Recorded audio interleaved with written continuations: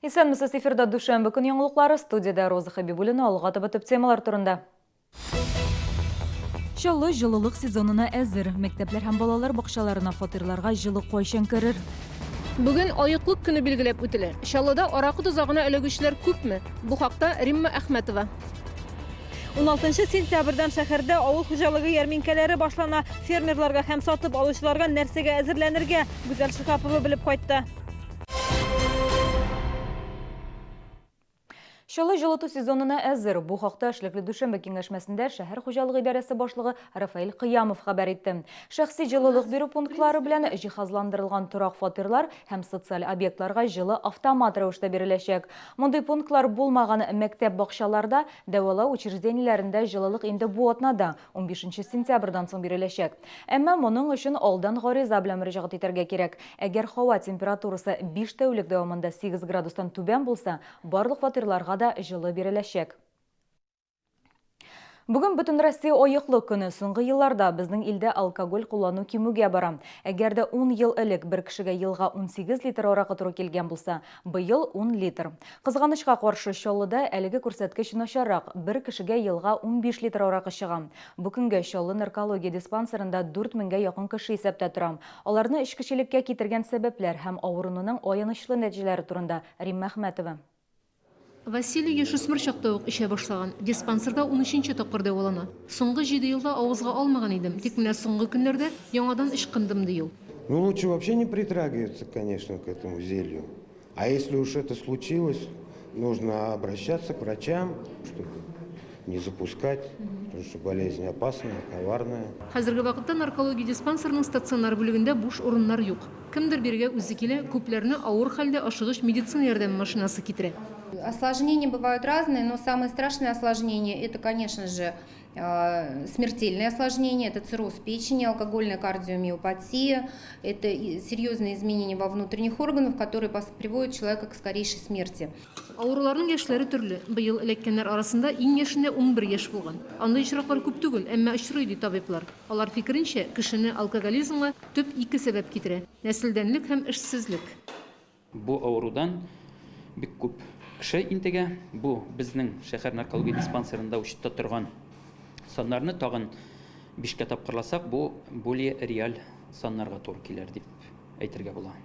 Бүгенге көндә Ярчаллы шәһәрендә бер кешегә 15 литрдан артык аракы туры килә. Бөтен дөнья сәламәтлек саклау оешмасы әйтүе буенча, бер кешегә 10 литрдан артык аракы эләккән чиракта бу начар күренеш.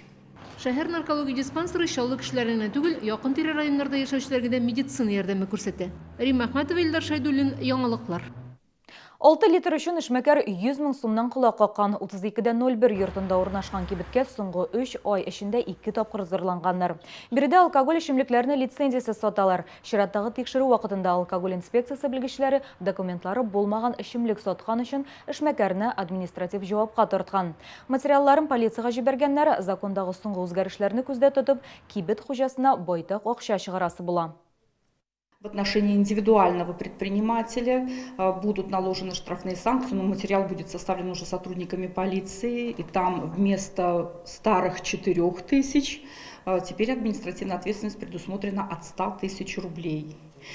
Точно так же увеличились и штрафные санкции в отношении продавца. Сотрудники полиции накладывали административный штраф в размере 1500 рублей, то на сегодняшний день административная ответственность в связи с новыми изменениями в законодательстве предусмотрена от 30 до 50 тысяч рублей. Киләсе елларда шәһәргә көзге авыл хуҗалыгы ярминкәләре башлана. Шәһәрдәшләргә фермерлар үзләре җитештергән продукцияның киң ассортиментын тәкъдим итәчәк. Ярминкәдә ит, сөт ризыкларын, яшелчә, җиләк-җимешләр һәм башка продукция сатып алырга мөмкин булачак. Сату 3 мәйданда: Галиәскәр Камал бульварында, Шамил Усманов урамында, Тукай яр буенда төзүче стадионы янында оештырылачак. Темны Гүзәл Шихапова дәвам итә. Ярминкә Сарман трактында оештырылганда якын тирәдә яшәүчеләр янында ук дип зарланды. Авыл хуҗалыгы товарлары белән ГЭС бизәсендә төзүче стадионы каршында сәүдә итәчәкләрен белгәч, анда барырга ерак дип канәгатьсезлек белдерүчеләр бар. Нигездә ГЭС бизәсендә яшәүчеләр яңа урын ярминкә өчен җайлы дип саный. Ну, как бы не мешают никому здесь, как бы в стороне от жилых комплексов, никому не мешают, всем удобно. Мы вот на машине проезжаем, заезжаем всегда по ярмаркам. ездим, закупаемся. У нас ведь тоже тут жители есть вокруг-то. Там всегда хорошо им для них, а для нас здесь лучше.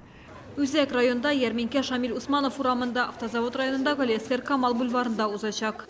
Хороший же рынок, полумиллионный город для районов, которые находятся рядом с нами. Аппетит у нас в Челнах хороший, заметили, да? Мы хорошо работаем, ну и по цифрам посмотреть, хорошо кушаем. Поэтому нужно создавать условия, чтобы свои, в первую очередь, свои, я имею в виду, сельхозтоваропроизводители наших районов могли бы себя комфортно здесь чувствовать. Şartlar uңайлы булсын өчен тиздән Чаллыда 3 мәйдан төзүгә кирешәчәкләр. Моның өчен Арган залы артындагы Низаметдинов урамындагы һәм Яңа шәһәрдә урнашкан территорияларны карыйлар. Ярминке урыннарының берсе Биредә Шулман проспекты буенча Ипподром районында урнашачак. Сәүдә урыннарын электр энергиясе белән тәэмин итәчәкләр, сату урыннарын түбә белән каплаячаклар. Бу исә сатучыларны һәм сатып алучыларны җилдән, яңгырдан һәм салкыннан саклаячак. Әлеге сәүдә нокталарында фермерлар ел әйләнәсендә сату итәчәк. Бу сәүдәгәрләр өчен генә түгел, бәяләрнең артмавын контрольдә тоту өчен дә уңайлы. Гүзәл Шихапова, Ленар Султанов, Яңалыклар. Шылдағы балалар бақшасында дүзіклендіру республик бойынша иң яхшы уздырылған деп бәяләнде. Әкият деп аталаушы 25-ші балалар бақшасы Гест бистәсендә урнашкан. Ремонттан соң әтие-әниләр һәм балалар бақшаны танымадыкта диләр. Биредә төркемнәр һәм кабинетлар киңәйтелгән, җылылык һәм су бирү системалары яңартылган, аш бүлмәсендә дә яңа җайламалар, яңа җиһазлар. Диварларны ачык матур төсләргә буяганнар, бина территориясенә асфальт җәйделәр. Бу максатларга республика 22, ә шәһәр 5 миллион сум акча бүлеп җибәрде. Хәзер эштәлегендә реклама булган мәгълүмат. Чаллыга янәдән умартачы Пигановлар килде. Алар яңа бал уңышының төрле сортларын алып килгән. Алмаштыргысыз продуктны медицинада, косметологиядә, кулинарияда кулланалар. Файдалы бал белән умартачылар Чаллы халкында сыйларга әзер. Бу юлы Пигановлар балның 40-тан артык төрен алып килгән. Һәркем үзенә ошаганын сайлый ала. Һәр сорт тәме һәм файдалы үзлекләре белән аерылып тора. Балны Адыгея, Төньяк Кавказ, Краснодар өлкәләренең экологик чиста урыннарыннан җыйганнар. Умартачылар кәрәзле балда алып килгән. Балавыз натураль элементларга һәм витаминнарга бай. Сатып алучылар балның тәмен урында ук татып карый ала. Без меда никак. Покупаем уж на зиму. Мне не важно какой. Но я и цветочный беру, но вот в прошлом году таежный брала. Мне понравилось очень. Балның төсе алтын су, сары, кара сары булырга мөмкин. Бу умарта кыртларының нектарнан инде чәчәкләрдән җыюына бәйле. Сатуда юкә, каштан, карабодай, сары ромашка һәм башка үсемлек баллары бар. В этом году скачали много гречишного меда. Гречишный мед считается король медов. Он содержит большое количество железа, содержит рутин, который чистит сосуды, улучшает работу сердца, чистит почки, хорошо при цистите, простатите.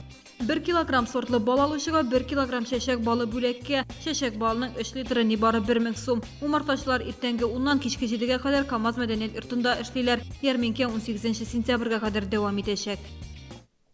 Бүгенге менәшләр, мин сезнең белән саубулашам, исән-имин булыгыз.